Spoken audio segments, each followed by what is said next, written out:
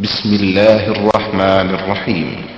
ومن أحسن قولا ممن دعا إلى الله وعمل صالحا وقال إنني من المسلمين.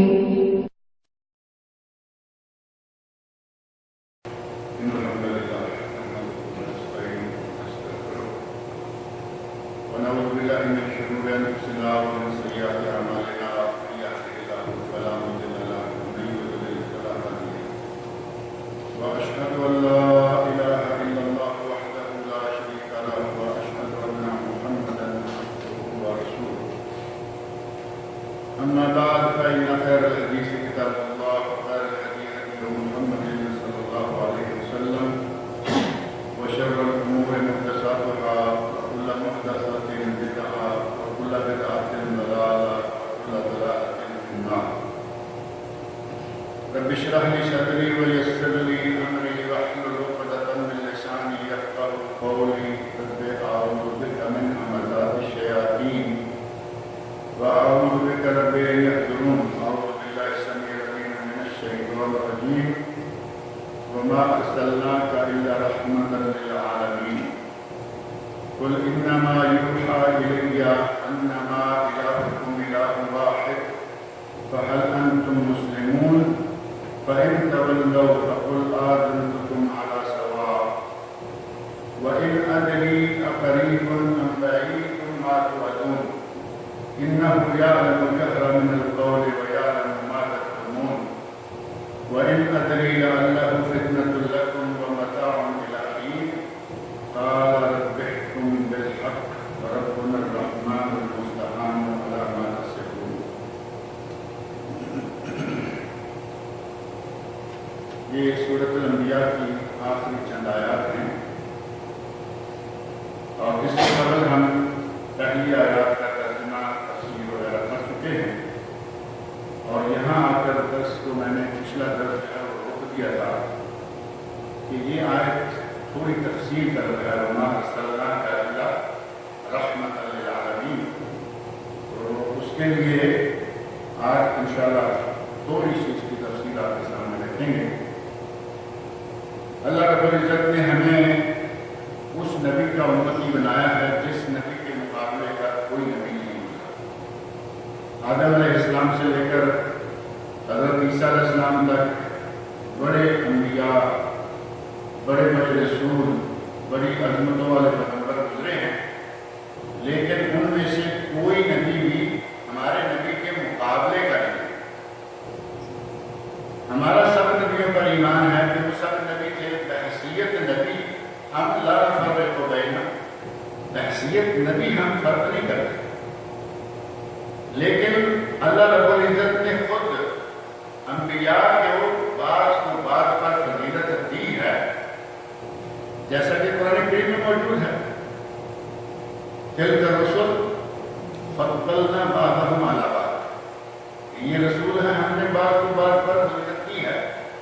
اس اعتبار سے ہمیں یہ کہنے میں کوئی بات نہیں ہے کہ ہمارے نبی تمام انبیاء اور رسول کے امام تھے. دنیا میں امام، محشر کے میدان میں امام، آخرت میں امام، ان کے مقابلے کا کوئی نہیں. حضرت ابراہیم خلیل علیہ السلام کو آپ اپنے جد امجد مانتے رہے بلکہ اپنے بابا کہتے رہے. سنت ابیکم ابراہیم، یہ قربانیاں تمہارے بابا ابراہیم کی سنت ہے، امت کا بابا قرار. اور اس میں کوئی شک نہیں کہ عیسائی، یہودی، مسلمان سارے ہی لوگ حضرت ابراہیم علیہ السلام کی بہت عزت کرتے ہیں، قدر کرتے ہیں، احترام کرتے ہیں. لیکن ابراہیم علیہ السلام اور نبی صلی اللہ علیہ وسلم کو جب آمنے سامنے رکھیں گے تو مرتبہ پھر ہمارے نبی کا ان سے بھی زیادہ ہے. گویا کہ تمام انبیاء میں سب سے افضل ترین نبی حضرت محمد رسول اللہ. ایک روایت جو بڑی مشہور ہے لیکن متکلم فی ہے، اس کی سند پر کلام کیا گیا ہے کہ 1,00,000 اور کم و بیش 24,000 انبیاء. اس کی سند پر کلام ہے لیکن روایت ہے 1.25 نبی، ان میں سے 314 رسول. نبی صرف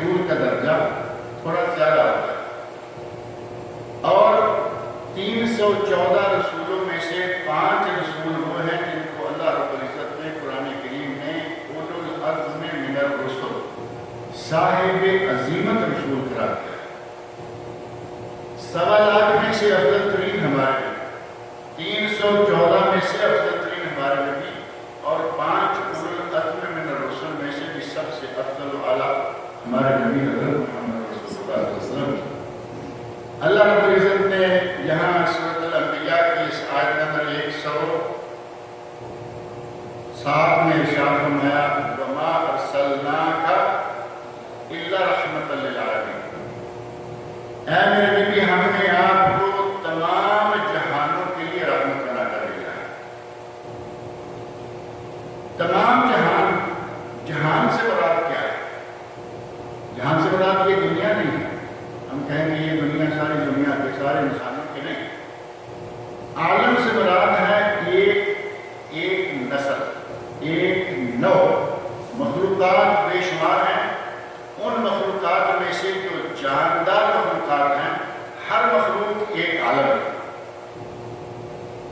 مجموعی طور پر ہم کہیں گے عالم انسان اور عالم حیوان۔ اب انسانوں میں عیسائی ہیں، یہودی ہیں، بدھسٹ ہیں، مسلمان ہیں، فلاں ہیں، اور عالم حیوان میں کوئی شمار نہیں۔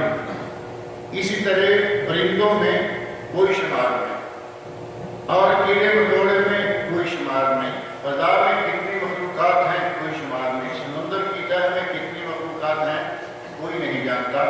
ان تمام چیزوں کے مجموعے کا نام ہے عالمی۔ اللہ رب العزت نے ہمارے نبی کو تمام جہانوں کے لیے رحمت بنا دیا۔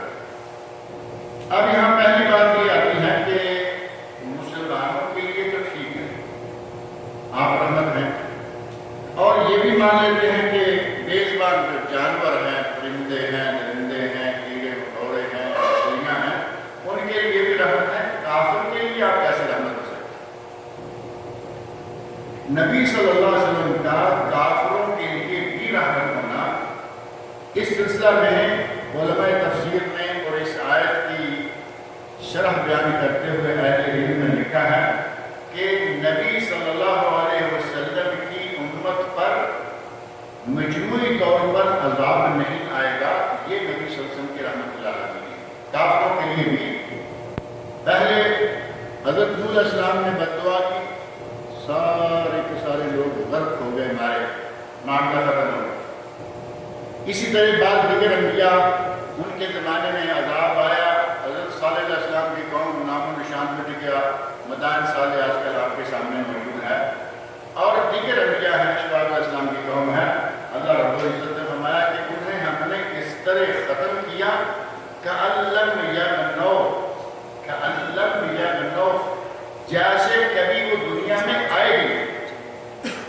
اس حد تک اللہ رب العزت نے ان کا صفایا کر دیا کہ جیسے وہ کبھی دنیا میں ہی نہیں ہے۔ نبی صلی اللہ علیہ وسلم کی رحمت للعالمین کے نتیجہ میں آپ کی بعثت کے بعد سے لے کر قیامت تک اس امت اسلامیہ پر من حیث القوم اور من حیث الامت کبھی عذاب نہیں آیا، نہ پہلے آیا نہ آئندہ کبھی آیا۔ اس میں کافر بھی شامل ہے، مسلمان تو بلا شامل ہی شامل ہیں، کافر بھی شامل ہیں کہ ان کو بھی عذاب جیسے پہلے اجتماعی عذاب دیکھنے پڑتے تھے وہ ان کو نہیں دیکھنے پڑتے۔ اس کے علاوہ مسلمانوں کے لیے آپ کا رحمت ہونا بڑا واضح ہے۔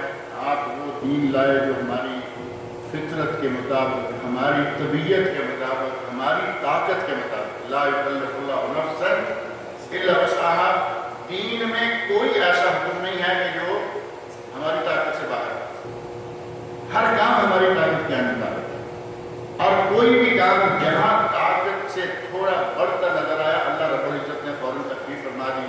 اگر آپ جنگ میں ہیں، سفر میں ہیں، فرمایا کہ نمازوں کو قصر کر، یعنی کہاں ہماری گنتی کے حساب سے 17 رکھتے ہیں، عشاء کی ہماری گنتی کے حساب سے سنت سے ثابت ہے، یعنی وہ الگ بات ہے۔ ہم اپنے گھر میں ہوتے ہوئے 17 رکھتے پڑھیں، سفر میں ہوں تو آپ 9 فرض پڑھے گا، اگر کوئی نماز وتر ادا کر لیتا ہے۔ کتنی آسانی ہوگی، ذرا سفر کی مشقت آئی، نماز کی صرف 2 رکھتے رہے گا. عصر کی 2، ظہر عام حالات میں 10 یا 12 رکھتے ہیں، سفر میں ہیں تو 2 رکھتے ہیں بس، نہ پہلے سنت نہ بعد میں سنت. اللہ رب العزت نے نبی اکرم صلی اللہ علیہ وسلم کی برکت سے ہمیں یہ آسانی فرما دی. یہ بھی آپ کے رحمت اللہ علیہ. پہلی امتوں میں یہ حکم تھا کہ نماز کا وقت ہو، آپ جہاں بھی ہیں آپ کو چل کے مسجد میں آنا ہو، یا جو بھی ان کا عبادت خانہ ہے، باہر کہیں نماز نہیں پڑھ سکتے. نبی اکرم صلی اللہ علیہ وسلم کے رحمت اللہ میں کہ آپ کو جہاں نماز کا وقت آئے وہیں آپ اللہ اکبر کریں، نماز شروع کر دیں، آپ کی نماز پڑھیں. نبی اکرم صلی اللہ علیہ وسلم فرماتے ہیں اوتیت خمسا لم یؤتہن قبلی لم یؤتہن نبی قبلی، مجھے اللہ نے 5 ایسی چیزیں دی ہیں کہ پہلے کسی نبی کو نہیں دی.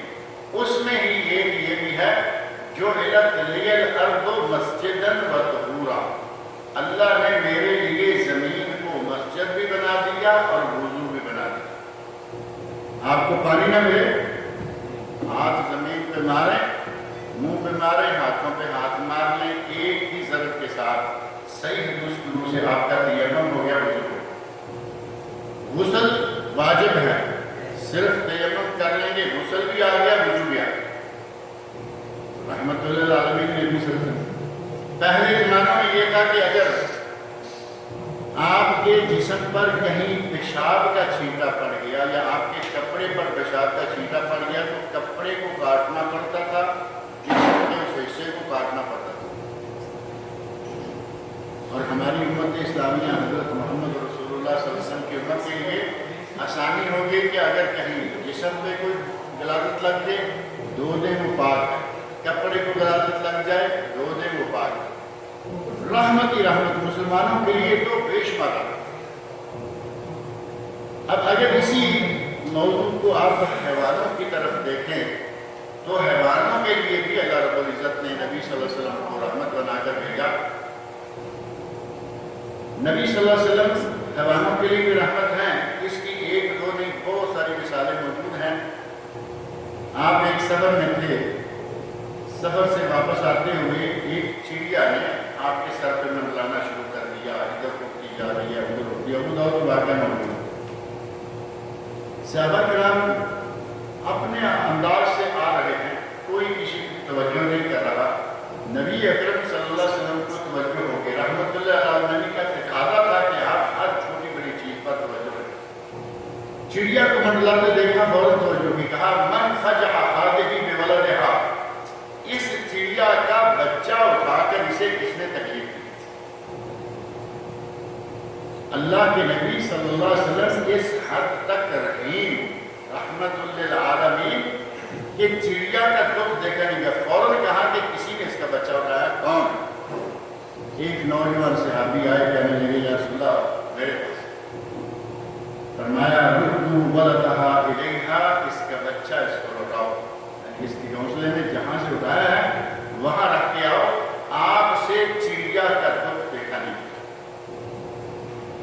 راستے میں چلتے دوسرے واقعے کے زمن میں چیونٹیوں کا گروندا آ گیا. اور چیونٹیوں کا گروندا معروف ہے، ہمارے دیہاتی علاقوں میں تو یہ چیزیں عام ملتی ہیں. گراؤندے میں ایسے کھیت ہیں، اندر کھیت کے نیچے سے چیونٹیاں مٹی نکال کر پورے کمروں کی طرف اونچائی، کہیں چھوٹا ہوگا کہیں بڑا ہوگا، بڑے بڑے گراؤندے پہاڑوں کی شکل میں نکال کے رکھے. اب کسان کی زمین سے کونے میں گروندا لگا ہوا ہو تو وہ 1 مرلہ 1.5 مرلہ 2 مرلے زمین بیکار ہوتی نظر آ رہی ہے. کسان کا تو جی چاہتا ہے کہ کیسے بھی ہو مجھے یہ زمین مل جائے، یہ چیونٹیوں نے قبضہ کر رکھا. کسی کسان نے ایسا کیا کہ اس گروندے کو تھوڑا سا کاٹ کے جب دیکھیں تو اندر کھلی جگہ نکلے گی. باہر سے بند ہے، پیک ہے فرسٹ کلاس، لیکن اندر کھلی جگہ ہے. چونکہ اپنے بیٹھنے کے لیے رکنے کے لیے اپنی رہائش کا بنائی ہوتی ہے. تھوڑا کاٹا، آگے دیکھا کہ کافی کھلا غارنما جگہ آ گئی ہے، وہاں آگ جلے. مقصد یہ ہے کہ یہ ساری مر جائیں، کب جائیں، یہ سلسلہ ختم ہو جائے، میں یہاں اس حصے میں بھی اپنے دانے ڈالوں اور کھیتی اگاؤں. نبی اکرم صلی اللہ علیہ وسلم نے وہاں سے گزرتے ہوئے دیکھا کہ یہ کام ہوا ہے. آپ رک گئے. صحابہ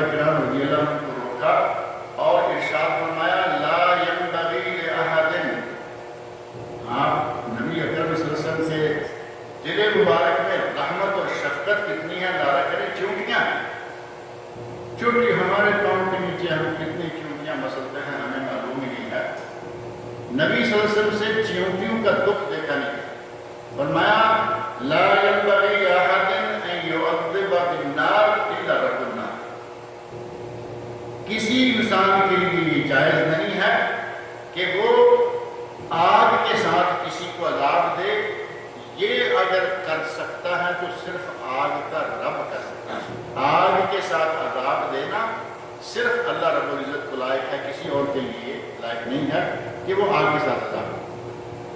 نبی اکرم صلی اللہ علیہ وسلم کی رحمت للعالمین قدم قدم پر ہر کیا بات، تو نبی اکرم صلی اللہ علیہ وسلم اس حد تک رحم دل تھے، رحیم تھے، شفیق تھے، کریم تھے کہ آپ چیونٹیوں کے لیے، آپ چڑیا کے لیے آپ ایک باغ میں داخل ہوئے۔ نبی صلی اللہ علیہ وسلم کی عادت مبارکہ تھی کہ کبھی کبھی اپنے دوستوں ساتھیوں کے باغات میں چلے جاتے، باغ میں ظاہر کے پھل بھی ہیں، کھجوریں ہیں، میٹھا ٹھنڈا پانی ہے، جاتے پانی پیتے آتے، اور ایک باغ کی طرف آپ روانہ ہوئے، ایک اونٹ نے بلبلانا شروع کر دیا۔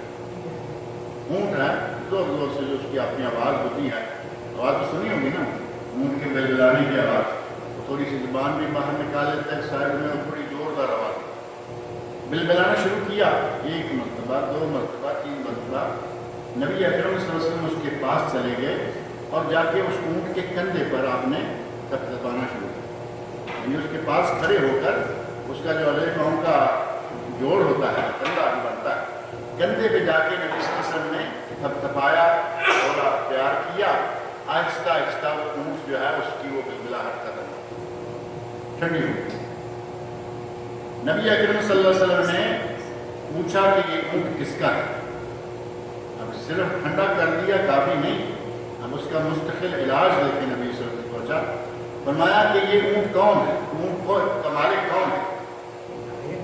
مالک کے بارے میں بتایا گیا، مالک آیا اور آپ نے اس مالک سے مخاطب ہو کر فرمایا کہ تمہارے اونٹ نے ہم سے شکایت کی ہے، تمہارے اونٹ نے ہم سے شکایت کی ہے، اِنَّكَ تُجِعُهُ وَتُدْعِبُهُ، کہ تم اس سے کام زیادہ لیتے ہو اور اس کو چارہ کم دیتے۔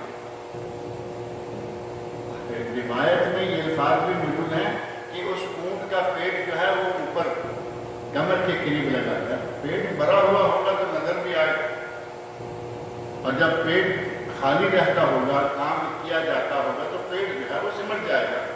پیٹ سمٹا ہوا تھا اور بلبلاہٹ گویا کہ اس اونٹ نے نبی صلی اللہ علیہ وسلم کو دیکھ کے بلبلانا شروع کیا۔ اللہ رب العزت نے اس کے دل میں کیا بات ڈالی، اور نبی اکرم صلی اللہ علیہ وسلم اس کی ساری صورتحال سمجھ کے بلا کے کہا کہ اس نے شکایت کی ہے، اِنَّكَ تُجِعُهُ جَاءَ يُجُوعُ، کہتے ہیں نا جوعان، یہاں یہ تو بڑا معروف ہے، جوعان بھوکا، عطشان پیاسا، اسی سے تُجِعُهُ تو اس کو بھوکا رکھتا ہے، وَتُدْعِبُهُ اور اس سے کام زیادہ لیتا ہے، فرمایا کہ اس کے چارے کا خیال رکھو اور اس سے ضرورت سے زیادہ کام نہ۔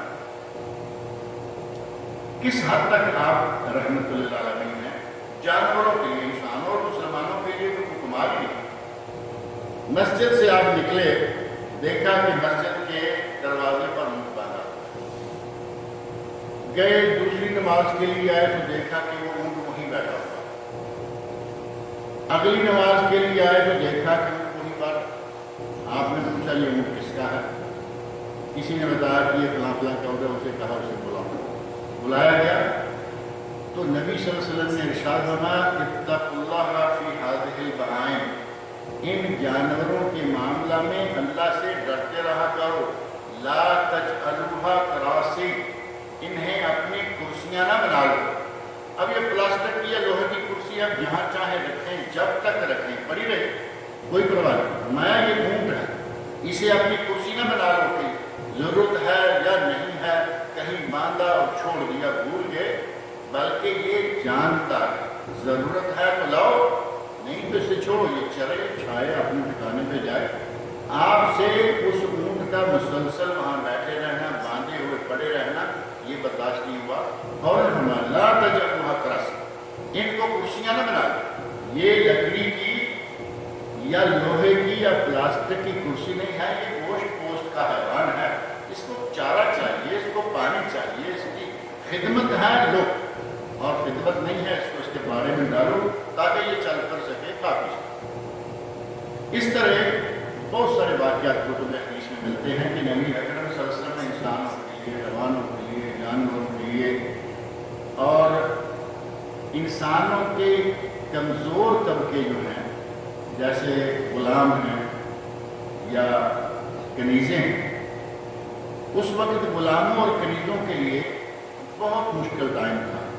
دور ایسا تھا کہ ان کو بھیڑ بکریوں کی طرح رکھا جاتا، بیچا جاتا، خریدا جاتا، ان سے کام زیادہ لیا جاتا، ان کے کپڑے کی پرواہ نہیں، ان کے کھانے کی پرواہ نہیں۔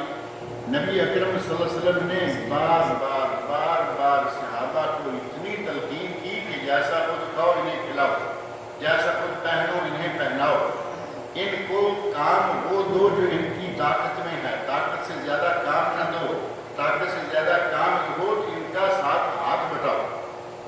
مختلف انداز سے نبی صلی اللہ علیہ وسلم نے ترغیب دلائی اور پھر ساتھ ساتھ سلسلہ شروع کر دیا کہ غلامی کا یہ انداز بھی ختم ہو جائے، لوگ انسان کو انسان سمجھیں، بھیڑ بکری نہ سمجھیں۔ وہ تو بیچارے بھیڑ بکری میں تو خرید و فروخت کو بکتے، دن رات خدمت میں لگے رہتے۔ نبی صلی اللہ علیہ وسلم نے ان کی وہ کیفیت ہی ختم کر دی، اور اس کے لیے آپ نے بہترین طریقہ کار، حکمت عملی ایسی زبردست۔ آج بھی کوئی دشمن یہ نہیں کہہ سکتا، اسلام کا دشمن یہ نہیں کہہ سکتا کہ پہلے وہ کام تھا اس نے آ کے بند کر دیا۔ نبی صلی اللہ علیہ وسلم نے غلامی کو بائی آرڈر ختم نہیں کیا۔ آج بھی غلامی ممکن ہے، آج بھی غلام ہو سکتے ہیں، لیکن آپ کو دنیا میں کہیں نظر نہیں آئے۔ اس وقت کسی جگہ کوئی غلام نہیں ملتا۔ سننے میں آیا ہے کہ بعض افریقی ممالک میں کچھ ابھی اس طرح کا کاروبار ہوگا۔ اب ان علاقوں میں ہوتا ہوگا، وہاں تو آپ کو معلوم ہے کہ دین کی تعلیمات پہ بہت تھوڑا عمل، یا یوں سمجھیں کہ ان پر صحیح معنوں میں مکمل دین پہنچائے گی۔ ان بیچاروں کا عجیب سا عالم ہے، حج کرنے کے لیے آئے ہوئے ہیں، حج کے دوران انہیں راستہ چاہیے، انہیں نہیں معلوم کہ ہمارے سامنے کون ہے، بوڑھا ہے، بچہ ہے، بچے والی عورت ہے، کمزور ہے، راستہ نکالنا ہے، جا رہے ہیں، کوئی ان کے سامنے روک نہیں سکتا۔ یہ منظر تو آپ دیکھتے رہتے ہیں۔ گورنمنٹ کا آدمی روکنا چاہ رہا، یہ اس مرتبہ میں نے خود دیکھا۔ حرم میں داخل ہوئے، اب فرسٹ فلور فل ہو گیا، اب مجبوری ہے کہیں نہ کہیں سے راستہ نکالا، اوپر چلے گئے۔ لمبا تو بہت ہو جاتا لیکن ٹائم کے حساب سے جانا مجبوری تھی، یہ دعا ملا کیا کرے گا۔ اوپر چڑھ گئے تو لکھا ہوا ہے مطاف پر جانے کے لیے راستہ، اور سیدھے جاتے جاتے آگے انہوں نے روک لگا دیا، یعنی ادھر سے جانا ہے یا ادھر سے جانا ہے، کچھ حساب انہوں نے روکا ہوا ہے۔ مینٹیننس آپ کو معلوم ہے پورے حرم میں چل رہا ہے۔ یقین جانے میرے سامنے عورت آئی، جوان، موٹی، تازی، کالے رنگ کی تھی، اسی علاقے کی آئی، سیدھی آتے آتے اسے وہ پولیس والا روک رہا ہے کہ آگے دیوار ہے وہ پلاسٹک کی بنائی ہوئی، وہ تم ادھر جاؤ یا ادھر جاؤ، سارے لوگ ادھر ادھر، سیدھی جاتے سیدھی جاتے جاتے اس نے جا کے زور سے ایسے دھکا مارا دیوار جو پلاسٹک کی جوڑ کی بنائی ہوئی، وہ نہیں ٹوٹی، انہوں نے وہ پلاسٹک کی بڑی سخت رسی ڈال دی، لیکن وہ ایک دھکا مارا، دوسرا مارا، اس نے آ کے پکڑنا چاہا، ایک بازو سے ایسے کیا، پولیس والا وہ وہاں جا کے کھڑا۔ اور یہ منظر میں نے پہلے بھی بولا ہے، ایسے آرام پولیس والے تو آپ کو معلوم ہے یہاں عموماً کو پہلوان نہیں ہوتے، ہمارے ملکوں میں پولیس اور فوج دیکھ کے لیتے، یہاں وہ نہیں، ایسے کیا وہ وہاں کھڑا ہے، افسر آ گیا، دوسرا آ گیا، تیسرا آ گیا، اس نے چھلانگ لگا کر اوپر سے گزرنے کی بھی کوشش، ایک چھلانگ میں نے اپنے آنکھوں سے دیکھا کہ چھلانگ لگائی لیکن بیچارے کامیاب نہیں۔ اس طرح کے لوگ ہیں ان علاقوں میں ممکن ہے کہ ایسا ہوا۔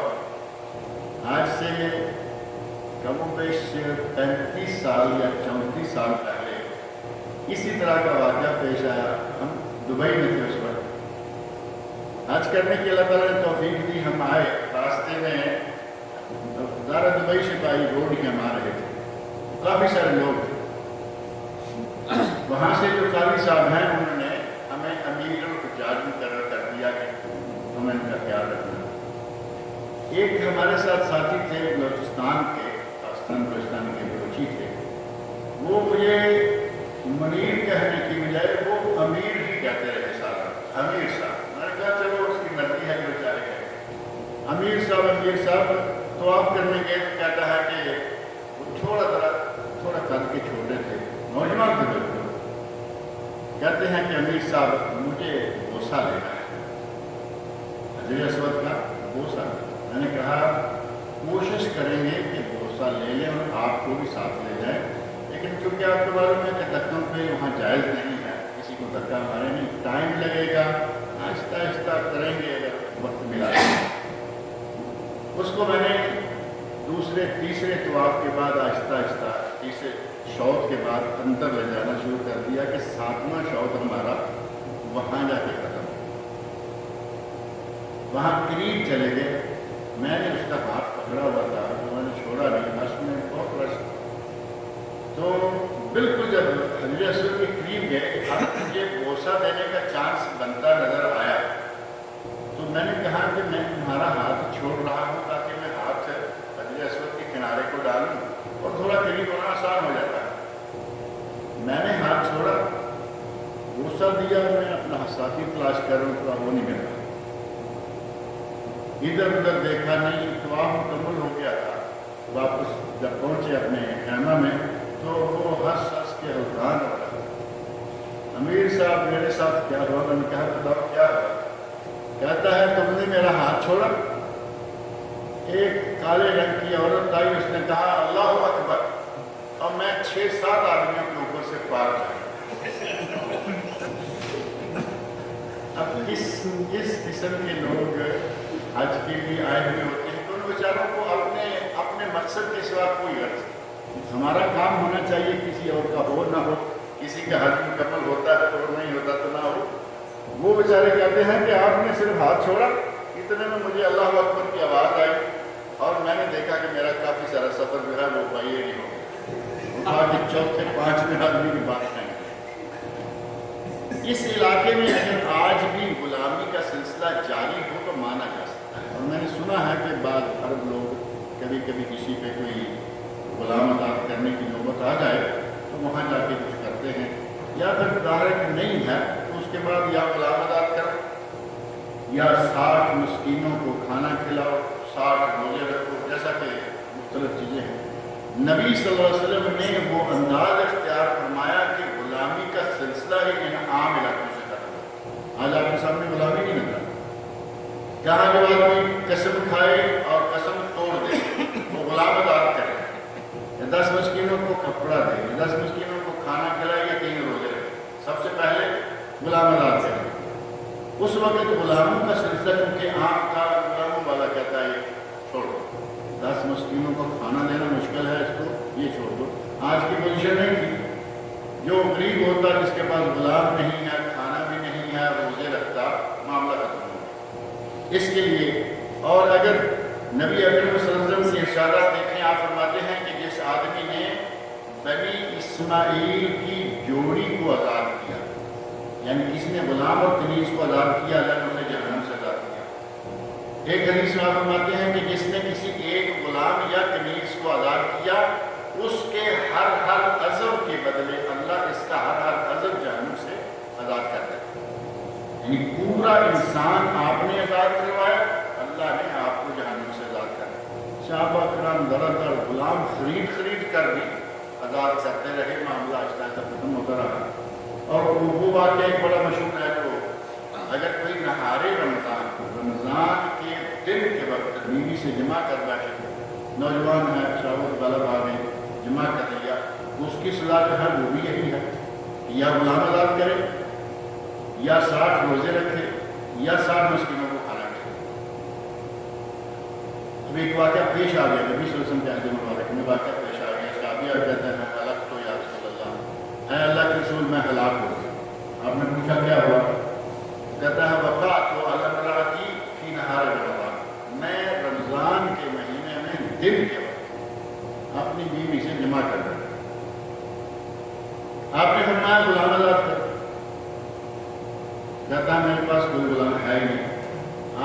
فرمایا 60 روزے مسلسل، شہرین متتابعین، مسلسل 60 روزے رکھو 2 مہینے۔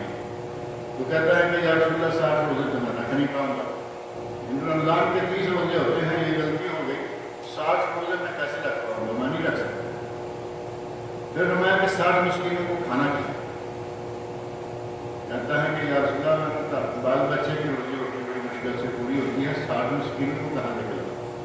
آپ خاموش ہو گئے، 3 آپشن دیے، تینوں میں سے یہ کوئی بھی نہیں کر سکتا۔ اب اسلام ایسا تو ہے نہیں کہ کہے کہ نہیں یہ ایک لازم ابھی کرنا ہے۔ آپ خاموش ہو گئے، بیٹھ گئے۔ تھوڑی دیر میں کوئی آدمی مجلس میں اپنے سر پہ ٹوکرا اٹھائے ہوئے لایا کھجوروں کا، اور اس ٹوکرے میں کم از کم 60 انسانوں کے پیٹ بھر کے کھانے کے لیے کھجوریں تھیں۔ یعنی کھجوریں اتنی تھیں کہ 60 مسکین اس سے گزارا کر لیتے۔ ٹوکرا آیا، نبی اکرم صلی اللہ علیہ وسلم کی خدمت پہ رکھا گیا۔ آپ نے کہا وہ سائل کہاں ہے؟ سائل کو سمجھ آ کے فوری طور پہ اٹھ کے کہا کہ یا رسول اللہ میں آؤ، یہ ٹوکرا لے جاؤ اور مدینہ کے مسکینوں میں تقسیم کر۔ اب وہ صحابی کہتا ہے کہ یا رسول اللہ مدینہ میں مجھ سے بڑا مسکین کوئی ہے ہی، مدینہ میں مجھ سے بڑا کوئی مسکین ہے ہی نہیں، میں کس کو تقسیم کروں؟ تو نبی اکرم صلی اللہ علیہ وسلم مسکرائے اور فرمایا کہ جاؤ، لے جاؤ اور اپنے بال بچوں کو کھلاؤ، تمہارا صدقہ بھی ہو جائے گا، اور 60 وقت کے لیے یا 60 لوگوں کے لیے یہ غذا بھی ہو جائے گا۔ نبی صلی اللہ علیہ وسلم نے مختلف طریقے اختیار کیے کہ غلام آزاد ہو جائے، غلامی کا سلسلہ ختم ہو جائے، اور الحمدللہ آج کسی عرب ملک میں آپ کو غلامی نہیں نظر آئے گی، کسی عجم ملک میں نظر نہیں آئے گی۔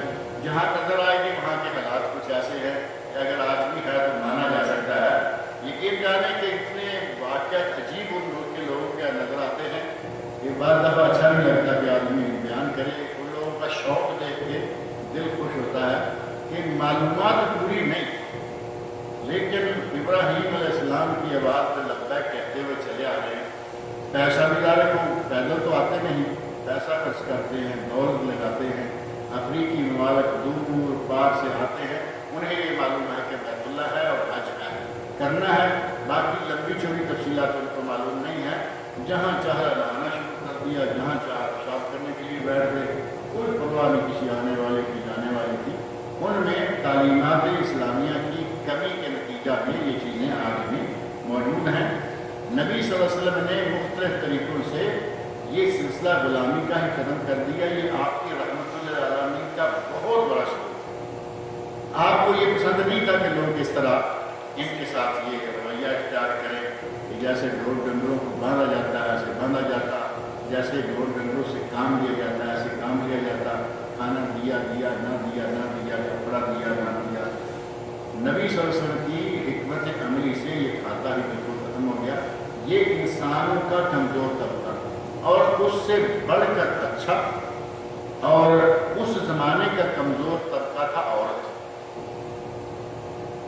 بچی کے پیدا ہوتے ہی اس زمانے میں لوگ کیا کیا کرتے تھے وہ واقعات آپ نے سنے ہیں۔ صحابہ کرام بعد مسلمان ہوئے تو انہوں نے اپنے عہد جاہلیت کے واقعات بیان کیے، خود روئے، نبی صلی اللہ علیہ وسلم کو رلایا، آپ گزار و خطاب ہوتے رہے، سنتے رہے۔ آدمی کہتا ہے کہ میری بیٹی تھی اور میں کہیں باہر گیا ہوا تھا، میرے پیچھے وہ بیٹی ذرا بڑھ کے اچھی ہو گئی، سمجھدار ہو گئی، میں آیا تو میں نے سوچا کہ اب کیا کروں۔ لوگ کہیں گے کہ اس کے گھر میں بیٹی ہے، بیٹی کو میں دیکھتا ہوں چلتے پھرتے ہنستی کھیلتی خوبصورت اور بابا بابا چاچا چاچا کرتے، اس کی زبان نہیں تھکتی، لیکن میرے دل کے اندر وہ عہد جاہلیت کا جو جذبہ تھا وہ تھا کہ بیٹی کیسے رہے گی گھر میں، مجھے کل کو کوئی کہے گا یہ میرا سسرا ہے۔ آج کل تو سسرا نارمل لفظ ہے نا، لیکن وہ عموماً بعض علاقوں میں نارمل ہے، ہمارے علاقوں میں نارمل نہیں ہے۔ ہمارے پنجاب میں سسرا کا لفظ قتل اتنا لگتا ہے جیسے گولی مار دی، کیونکہ سسر اردو ہے، محترم لفظ ہے، کوئی بات نہیں، سسرا یہ ویسے ہی گالی کی طرح لگتا ہے، لیکن بعض علاقوں میں نارمل ہے۔ تعارف کراتے کئی بھائی کہیں یہ میرے سسرا ہے، ساتھ سسرا کھڑا ہے، سسر کھڑا ہے، کہیں یہ میرے سسرا ہے، یہ لفظ اچھا نہیں ہے۔ عہد جاہلیت میں لوگ چاہتے نہیں تھے کہ ہمارا کوئی داماد بنے، کوئی کہے کہ یہ میرا سسر ہے۔ صحابی کہتے ہیں کہ بالآخر میں نے ٹھان لی کہ میں اپنی اس بچی کو نہیں رکھوں گا، ختم کر دوں گا۔ کہتے ہیں کہ میں نے ساتھ لیا، بچی کو لے کے نکل گیا اور قبر نکالنا شروع کر دیا۔ اس کے لیے گڑھا، قبر کیا تھی، گڑھا نکالنا شروع کیا۔ بچی میرے ساتھ ہاتھ مار رہی ہے، وہ بھی ساتھ ہاتھ مار رہی ہے کہ بابا گڑھا بنا رہے ہیں، میں اس کا تعاون کرتی ہوں، جس لائق جس عمر کی ہے وہ بھی بابا کا تعاون کر رہی ہے۔ کہتا ہے پھر مجھے اور تکلیف ہوتی ہے کہ میں اسی جنون میں تھا کہ میں نے اس کو دفن کرنا ہے، اس نے وہ سارا کام کرتی رہی۔ بالآخر میں نے گڑھا تیار کیا اور میں نے اپنے ہاتھوں سے اس کو ڈال کر مٹی میں دفن کر دیا۔ نبی اکرم صلی اللہ علیہ وسلم روتے رہے، یہ خود روتے رہے۔ اللہ رب العزت نے قرآن کریم میں اس کے بارے میں فرمایا وَإِذَا الْمَوْءُودَةُ سُئِلَتْ بِأَيِّ ذَنبٍ قُتِلَتْ، جب زندہ دردور کی گئی بچی سے پوچھا جائے گا، وہ پوچھے گی، اس سے پوچھا جائے گا بِأَيِّ ذَنبٍ قُتِلَتْ کہ تو کس گناہ کی پاداش پر قتل کی گئی، تیرا گناہ کیا ہے؟ قرآن کریم میں اللہ رب العزت نے فرمایا ہے وَإِذَا بُشِّرَ أَحَدُهُم بِالْأُنثَىٰ، جب ان کو خبر دی جائے کہ تمہارے یہاں بچی ہوئی ہے، ظَلَّ وَجْهُهُ مُسْوَدًّا وَهُوَ كَظِيمٌ، اس کا منہ کالا ہے۔ یعنی وہ دور تھا اور اب بھی کافی حد تک ہے، پڑھے لکھے لوگ الحمدللہ بچیوں کو بڑے پیار سے قبول کرتے ہیں، لیکن آج بھی ایسا دور ہے۔ ہمارے میں اصل میں دیہات کا آدمی ہوں، میرا بچپن دیہات میں گزرا ہے اور مجھے اس علاقے کی باتیں بہت ساری ذہن میں ہیں، کیونکہ بچپن 8ویں کلاس تک میں دیہات میں، اس کے بعد کا سلسلہ جو ہے وہ پڑھنے کے لیے نکلے۔ اس دور کے اندر یقین جانے کہ ایسے ایسے واقعات آئے کہ بچی کو پیدا ہوتے گھر میں سن کر دیکھ کر ہمارے لوگ اس حد تک بھڑک جایا کرتے تھے کہ ہمارے اپنے گاؤں کی اور میرے ہم عمر آدمی کی بات ہے جو نوجوان ہے، اس کی ماں کے یہاں بچی پیدا ہوئی، پہلے بھی پیٹ میں بچی تھی، بہن سمجھی اس کی پیدا ہوئی، تو اس نے درانتی ہوتی ہے، ایسا درانتی تو سارے جانتے ہوں گے نا، وہ آگے سے تھوڑی ٹیڑھی ہوتی ہے، پیچھے مٹھی ہوتی ہے، اسے چارہ کاٹتے ہیں۔ پتہ چلا کہ بچی پیدا ہوئی ہے، درانتی نکالی اور لے کے دائی جو ڈاکٹر ہوتی ہے ہمارے دیہات کی، دایا جو کہ بچے کو جنم دینے میں عورت کے ساتھ تعاون کر رہی ہوتی ہے، یہاں میرا خیال ہے وہ میٹرنٹی ہوم کی جو ڈاکٹر ہیں وہ وہی کام کرتی ہے۔ درانتی لی اور کہا کہ میں اس دایا کا پیٹ پھاڑ دوں گا، میری ماں کے یہاں بچی کیا پیدا کریں گے۔ وہ دایا بڑی تھے، دائیاں دار ہے کہ ہر گھر میں جانے والی اور ان کے ہاتھوں میں یہ بچے پیدا ہو جو جوان ہوتے ہیں، اس نے کہا میرا پیٹ نہیں پھاڑو، جا کے اپنے باپ کے پیٹ میں بات ڈالو، یہ طرح میرا کیا قصور ہے، تیری ماں نے بچی کو جنم دیا اور تیرے باپ کی وجہ سے یہ جنم ہوا، میرے پیٹ میں درانتی نہ ڈالو، اپنے باپ کی پیٹ۔ یہ کل کی بات ہے، میں کوئی 600 سال کا تو نہیں ہوں نا، یہ کل کی بات ہے، حیدرآبادی کل لگا لیتے ہیں، بلکہ پرسوں کا اصلی کہہ لیتا ہے کہ پرسوں کی بات ہے، یعنی ابھی یہ 40-50 سال کی بات ہوئی ہے کہ جہالت اس وقت تک موجود ہے۔ بچی آئی اور غصہ، گھر والوں کو غصہ، بھائیوں کو غصہ، اور کتنے ایسے واقعات ہیں کہ شوہروں نے بیویوں کو طلاق دی۔ ایک بچی ہوئی ہے روتے دھوتے قبول کر لی، دوسری بچی ہوئی چیختے چلاتے قبول کر لی، تیسری ہوئی تو کہا کہ اس کو طلاق دو، یہ تو بچیاں ہی پیدا کریں۔ حالانکہ میڈیکلی آپ کے علم میں ہوگا کہ بچی کو جنم دینے میں عورت کا کوئی تعلق نہیں، نہ بچی نہ بچہ۔ عورت کے یہاں اللہ رب العزت نے جو بیضہ رکھا ہے، اس بیضے کی صلاحیت یہ ہے کہ مرد کے منی کے قطرے سے جرثومہ جو جاتا ہے، وہ جرثومہ بیضہ بھی سمجھ لیں کہ آپ یہ انڈا ہے، انڈے کی شکل جو ہے وہ معلوم ہے نا، یہ انڈا ہے اور یہ بند ہے۔ اللہ رب العزت کا نظام ہے، مرد کے جرثومے سے اس انڈے کے اندر وہ ایک کیڑا ہے جو جس کو حیوان منوی کہا جاتا ہے، جس سے انسان بنتا ہے۔ اندر کیڑا گیا، اسی نے بننا شروع کر دیا، کیڑا مرد کی منی سے گیا، وہ لڑکی کا گیا ہے تو لڑکی ہو جائے گی، اور لڑکے کا گیا ہے تو لڑکا ہو جائے گا، اور جب قصور ہے میڈیکلی بچی یا بچے کے جنم میں عورت کا 0 تک بھی تعلق نہیں، اس کا صرف یہ تعلق ہے کہ وہ اپنے پیٹ میں 9 مہینے اس کو رکھتی ہیں، تکلیف پر تکلیفیں برداشت کرتی ہیں، اور جنم دینے کی تکلیفیں برداشت کر کے پھر دودھ پلانے کی تکلیفیں اور پالنے پوسنے کی تکلیفیں ہیں۔ سارے کا سارا معاملہ جو ہے اس میں لڑکی ہو یا لڑکا یہ شوہر کا ہے۔ ہمارے بعض ساتھیوں میں سے ایک ساتھی ایک شادی کی بچہ نہیں ہو رہا، دوسری شادی کی بچہ نہیں ہو رہا، 2 شادیوں کی بچہ نہیں ہو رہا۔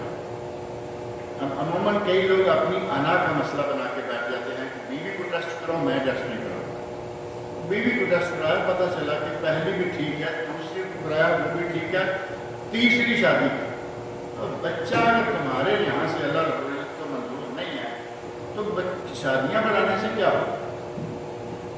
اڑی طبیعت، بعض لوگوں کی اڑیل طبیعت ایسی ہوتی ہے کہ نہیں مردوں کے شان کے خلاف ہے کہ وہ ٹیسٹ کرو۔